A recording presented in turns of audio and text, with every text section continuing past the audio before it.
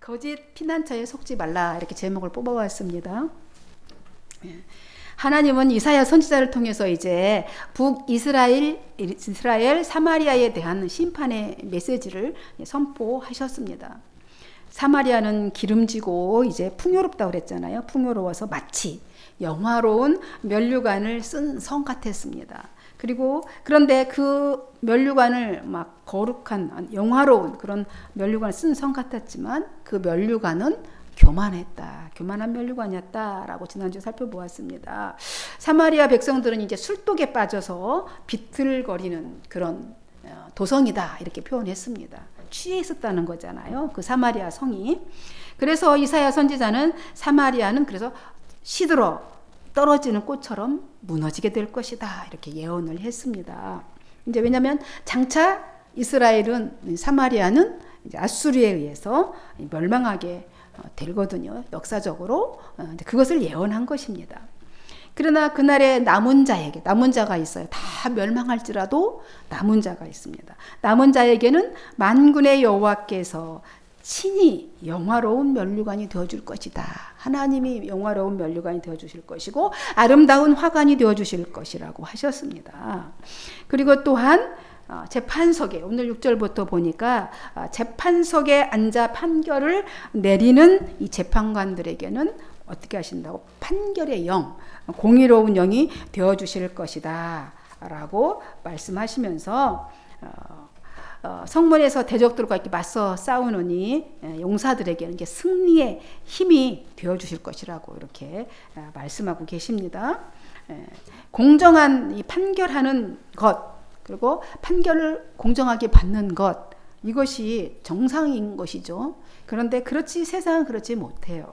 그래서 공정한 판결을 받고 또 판결을 하는 것 이 자체가 축복인 것입니다. 그래서 판결하는 영, 공의의 영, 정직한 영이 되어주실 것이다. 주님이 말씀하십니다. 지금 하나님의 영이 떠나니 판결이 굽어요. 정직한 판결을 못하고 그렇죠. 공정한 판결을 못하는 세상을 우리가 바라보고 살고 있습니다. 이 성문이라는 데는 적이 쳐들어오면 가장 먼저 공격당하는 거죠. 성문에 앉아있는 쳐들어올 때 쳐들어오면 가장 먼저 성문은 받아요. 근데 거기가 누가 판결하는 사람들이 보통 앉아 있어요. 판결하는 영이 되어준다는 말씀은 그래서 하나님의 지혜가 원천이 근원이 되어야지 지혜가 돼야지만 가능한 거예요. 그러니까 그 지혜는 하나님입니다 라는 말씀인 거죠. 역으로 말하면 그래서 하나님의 지혜가 있어야 공의로운 판결을 할 수 있다는 말이 되겠습니다. 다시 말하면 이제 나라의 행정을 맡은 사람은 이제 공의로 다스릴 수 있어야지 되죠. 그죠? 나라의 행정을 맡은 사람은 공의로 다스릴 수도 있도록 그렇게 하시겠다는 거예요. 하나님께서. 하나님의 영이 임하여져서 국방을 맡은 자들에게도 적을 물리치고 또 화평을 유지할 수 있는 그런 능력을 주시는 그 축복 내가 주겠다. 하나님이 이렇게 말씀하고 계십니다. 이렇게 사마리아의 남은 자들에게 축복을 약속하셨어요. 이렇게 하신 하나님은 이제 시선을 어디로 갔냐면 그렇게 약속하신 다음에 시선을 다시 북이스라엘에서 어디로? 유다. 그죠? 유다 아래로 이렇게 옮겼습니다. 유다로 옮겨서 이제 유다의 잘못을 이제 책망하기 시작하시죠. 유다의 잘못을 책망하십니다. 그러니까 북이스라엘의 죄, 이들이 이렇게 멸망하게 될 거라 예언했는데 그들의 아주 대표적인 죄 3가지를 말씀드렸었죠. 우리가 역사서를 공부하면서 뭐였습니까? 대표적인 죄가 여로보암의 죄가 뭐예요? 대표적인 게 첫째가 우상숭배, 금송아지죠.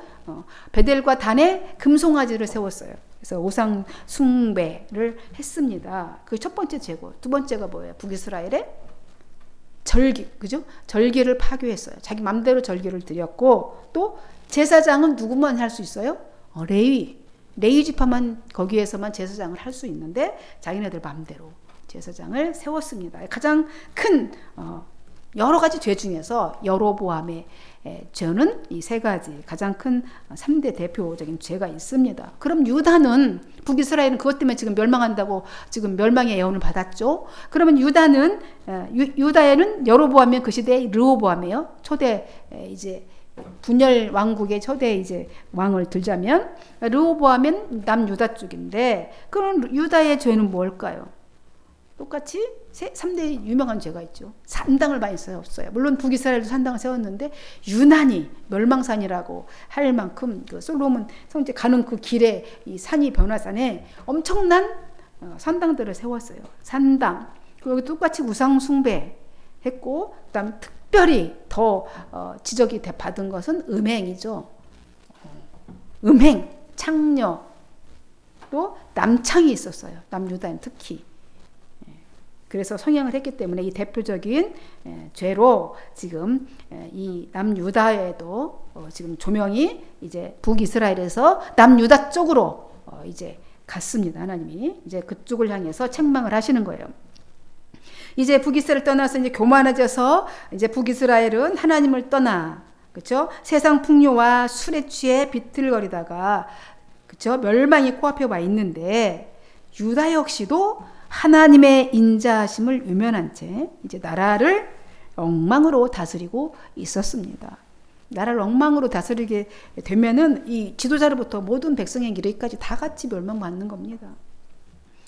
선지자와 제사장을 비롯한 유다의 모든 백성이 술에 취해 휘청거리고 비틀거리며 똑바로 걷지도 못했다. 그래요. 똑바로 걷지도 못하고 독주로 말미암아서 영이 혼미해졌다 그랬습니다. 영이 혼미하고 사방에 더러운 것들이 가득했다. 오늘 7, 8절에 보니까 그렇게 했죠. 이제 모든 상에는 뭐가 있다고요? 토한 것, 더러운 것이 가득하고 깨끗한 곳이 없더라. 상상이 됩니까? 생각만 해도 더럽잖아요. 그죠? 혼미하고 더러운 것이 가득했어요. 사마리아 백성들만 술 취함과 사치, 술만이 아니고 세상의 돈, 여자, 그죠? 이런 모든 세상의 물질적인 것에 다 취해 있었다고 얘기했잖아요. 그래서 취해 있었더니 사치에도 취해 있었어요. 이 북이스라엘만 그랬던 것이 아니라 유다의 지도층 인사들도 음주, 방종에 빠져 있었던 겁니다. 원래 제사장은 성소에 가서 자기가 담당한 임무를 수행하기 전에는 절대 어떤 포도주라도 마시는 것이 금지되어 있죠. 그랬는데 제사장들이 율법을 무시했습니다. 어떻게, 그런 율법을, 제사장이 율법을 무시하면 어떻게 하면 되겠습니까? 여러분 생각은? 선지자들은 소명감이나 사명의식이 전혀 없었어요. 선지자나 제사장은 율법을 무시하고 선지자들은 소명감도 사명의식도 없었다. 남유다의 쪽의 상황이 그래요. 이는 그들의 영적인 나태, 불신앙과 교만을 지금 지적하고 책망하고 있는 겁니다. 낱낱이 책에 기록했잖아요. 성경책에. 제사장들이나 선지자들이 모두 술독에 빠져갖고 비틀거리면서 똑바로 걷지도 못하고 정신은 혼미하게 지내다 보니 당연히 하나님의 메시지를 받을 수 있을까요? 환상이 열리지 않습니다. 환상을 제대로 못 볼 뿐만 아니라 판결도 그러니까 제대로 내리지 못했던 것이죠. 흥청망청 잔치를 벌리면서 술을 마셔대면서 앉은 식탁마다 다 토해놓고 오물들로 가득하고 어느 한 군데 깨끗한 곳이 없었다. 이렇게 성경에 기록하고 있네요. 생각만 해도 끔찍하죠. 그 상황이. 제사장이나 선지자는 백성들이 죄를 범하지 않도록 경고하고 그들에게 본이 돼야 되는 거 맞죠? 제사장이나 선지자는, 그죠? 그들에게 죄를 범하면 안 됩니다. 그렇게 하면 안 됩니다. 이렇게 경고를 해야 돼요. 그들의 사명이에요. 그렇게 하고 그러면서 자기들 생활도 본이 되도록 해야겠죠. 그렇게 살아야 되는데 하나님의 말씀을 가르쳐야 하는 이 직책이 있는 사람들임에도 불구하고 그렇게 하지 않고 자신의 위치를 망각하고 있었다는 것입니다. 제사장과 선지자들마저도 그 상황이에요. 그니 멸망이 코앞에 있겠죠. 유다도. 술에 취해 실수를 하고 재판도 엉망으로 하는 그들에게 이사야 선지자가 바른 충고를 했습니다. 그러자 그들은 도리어 화를 내면서 선지자의 말까지도 조롱합니다. 지금은 세상이 돈에 취해서 뇌물로 그죠? 배판을 굽게 하고 있어요. 재판을 엉망으로 합니다. 세력이 권력에 의지해서 자기네들 마음대로 유익에 탐욕에 따라서 이제 충고를 해요. 그들에게 내가 누구를 가르치려는 것이냐 이렇게 하는 거. 선지자 하나 뭐 이미 권위가 땅에 떨어졌죠. 지금 목사가 얘기하면 네가 뭔데 뭐 이러는 거죠. 네가 누구 가르치려는 거냐? 우리가 뭐 누군 줄 알아? 뭐 이러면서 네가 무슨 자격으로 감히 도를 전하고 깨닫게 하려 드느냐? 좀 선지자한테 이렇게 말해요. 이사야에게 우리를 방금 젖된 아이들로 여기는 거냐? 유치하게 여기냐 이거야. 우리를 애로 여기냐? 대체 네가 뭐라고 우리에게 이것도 해라 저것도 해라. 지금 경계를 막 경계하라고 하잖아요. 이것도 해라 저것도 해라 뭐 이것도 해라 저것도 해라 아니면 이걸 지켜라 아니면 저걸 지켜라. 조금만 더 하면 이렇게 잔소리한다. 네가 계속 우리를 그렇게 가르치려냐 이렇게 말하는 거예요. 그러니까 선지자의 말도 은혜가 충만하지 않으면요 아무리 좋은 말씀을 막 외쳐도 그게 잔소리로 들리는 거예요.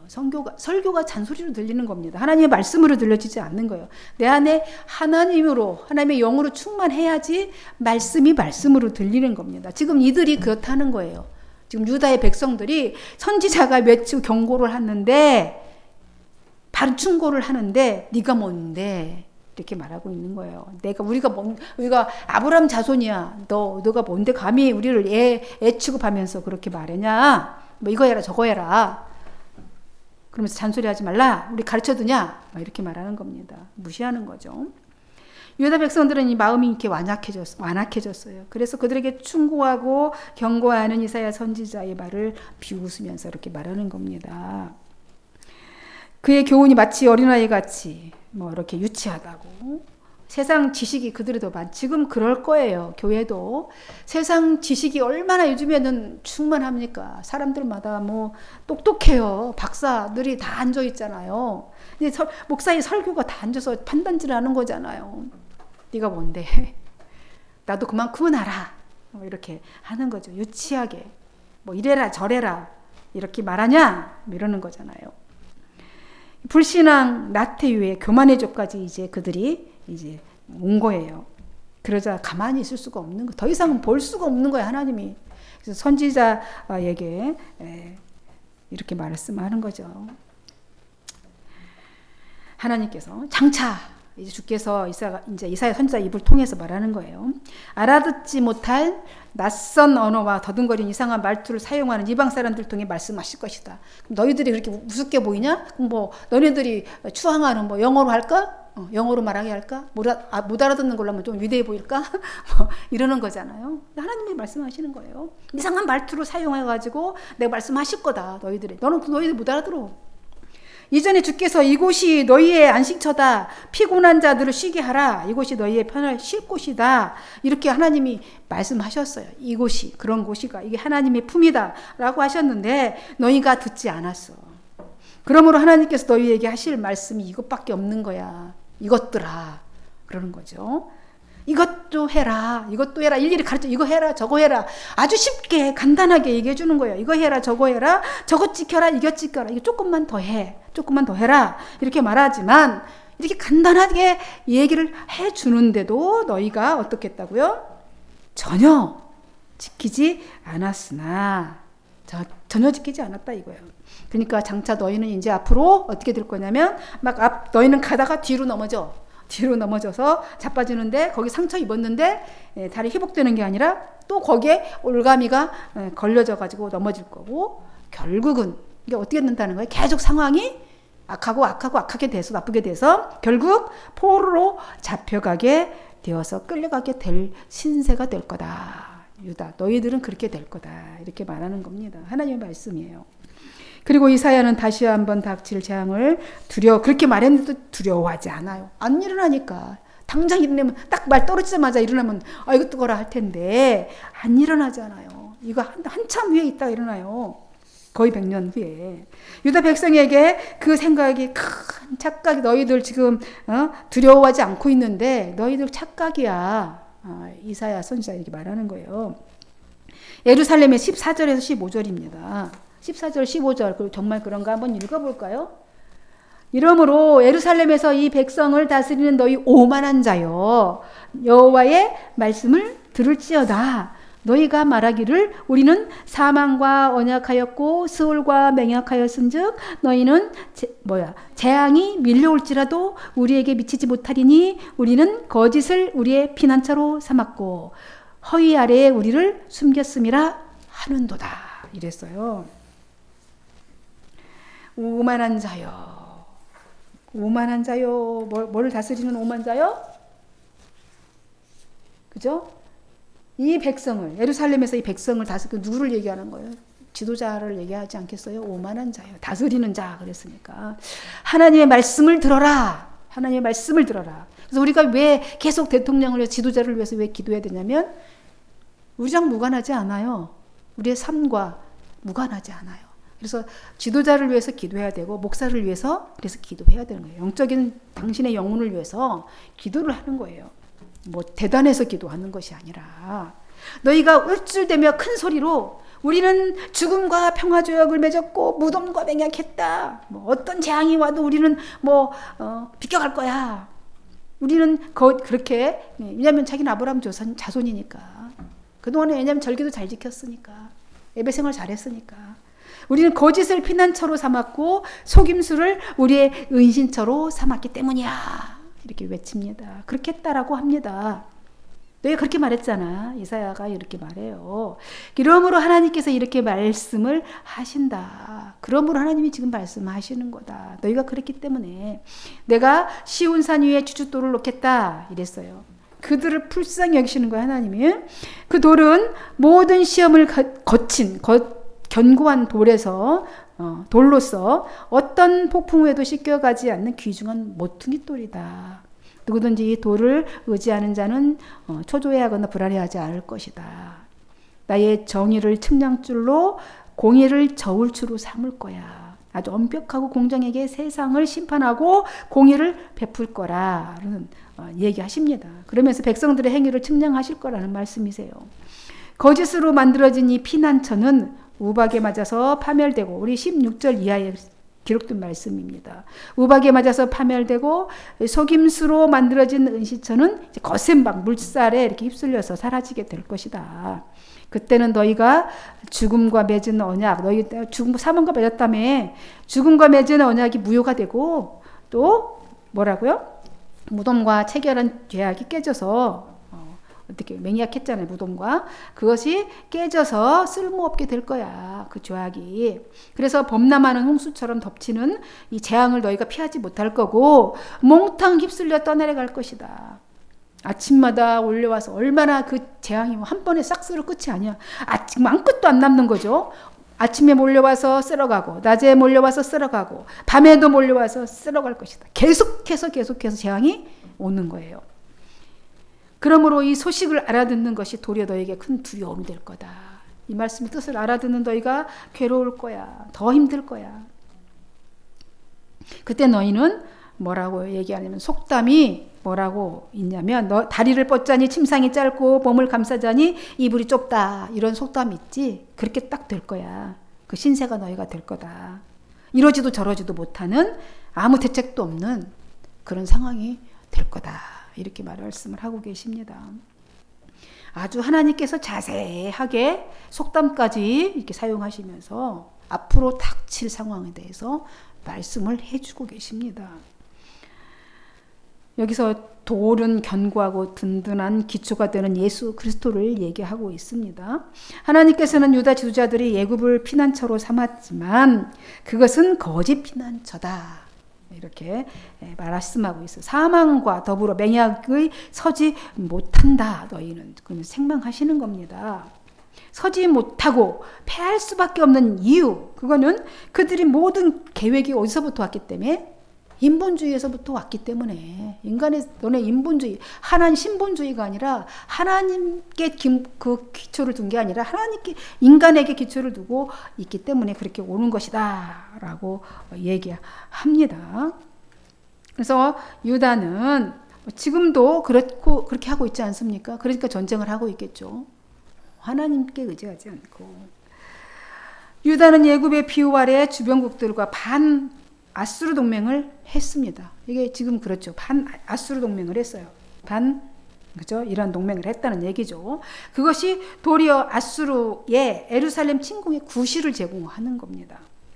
그렇죠? 제공하는 일이 되고 맙니다. 지금도 그 기류를 벗어나지를 못해요. 이 성경이 하나님의 말씀한 하나님의 역사의 틀 안에 그 구속사 안에 살펴보았을 때 이 패턴은 끊임없이 계속되고 있다는 생각이 듭니다.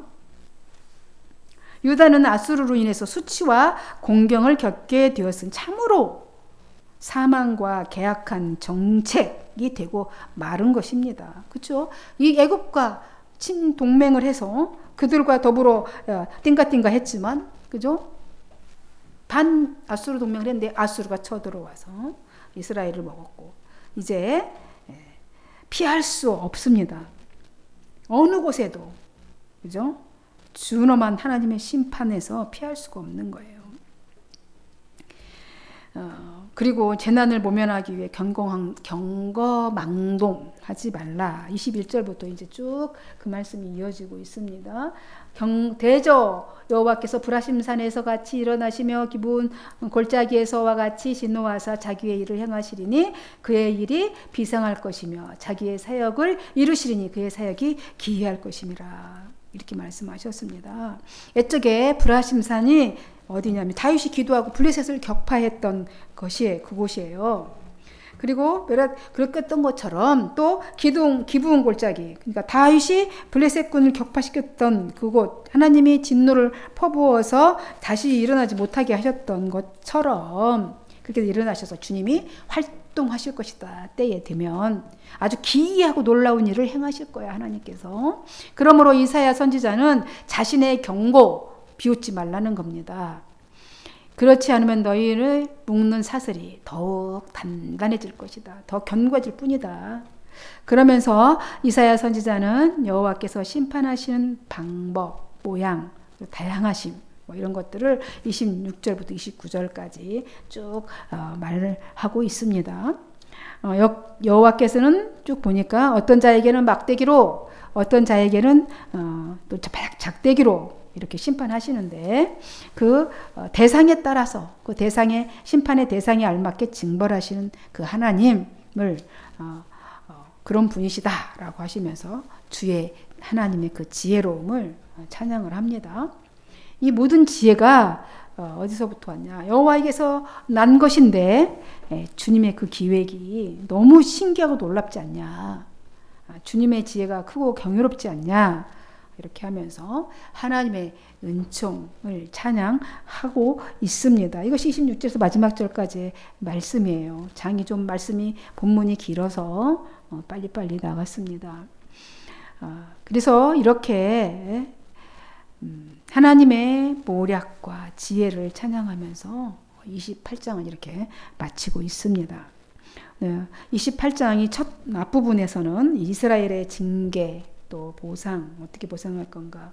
유다의 또 그 다음에 이어서 바로 유다로 6절부터 시선을 돌리더니 회복을 말씀하시고 책망과 회복을 말씀하시더니 이제 이 이하 23절 이하에는 이렇게 하나님의 지혜로 사람을 가르치는 은총을 말씀하고 있는 것입니다. 이렇게 쭉 읽어보시기 바랍니다. 제가 본문을 참 시간이 짧은 관계로 다 안 읽겠습니다.